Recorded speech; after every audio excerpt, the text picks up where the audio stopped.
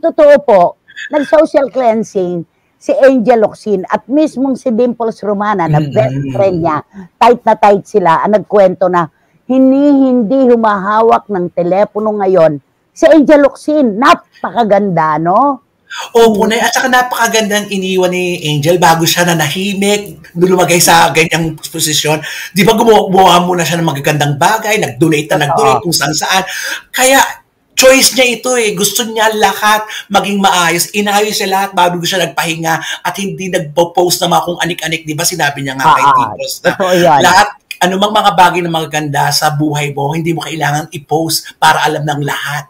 Para pagbigay ka ng privado sa buhay mo. Kaya nga si Dimples, di ba, nakakuha siya ng leksyon na hindi lahat-lahat ng tungkol sa kanyang pamilya ay i-expose din niya at sasabihin sa publiko. Saka si Angel, tumutulong, walang trumpeta. Diba? Talagang ginagawa ng kanang kamay niya, hindi na niya pinapaalam sa kaliwa. Naalalaman na lang natin dun sa mga kababayan natin na nakasaksi mismo sa pagtulong ni Angel. Pero hindi nanggagaling kay Angel na nanggaling ako dito, nanggaling ako dyan, nagpagbigay ako ng ayuda, hindi ka tulad ng iba, lalo na yung isa na tell them, naku, ayoko nang gayahin ng boses na. Tell the reporters I'll be there at 3 p.m. O, diba? Si Angel gumagawa ng pagtulong nang hindi po niya ibinubulgar at ipinangangalandakan sa publiko. At nakakainggit ang kanyang posisyon ngayon. Yung estado na yan, di ba?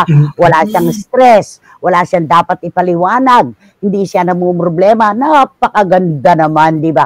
Tahimik ang buhay nila ni Neil Arce, di ba?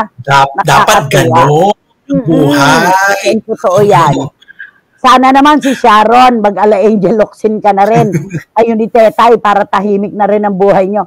Boysie, ito ay payo na maganda naman talaga. Pero ewan ko lang kung kayang panindigan ng dalawa. Yun ang tanong ng buong bayan, kaya bang panindigan ni na Sharon at Chris? Naitama lang po na mag-social cleansing si Angel. Napaka-toxic na po talaga ng social media, sa totoo lang. Tama ka naman dyan, Paulo Ubalde ng Vira Catanduanes. Kaya wag na tayong magpakadagdag pa sa katoksikan.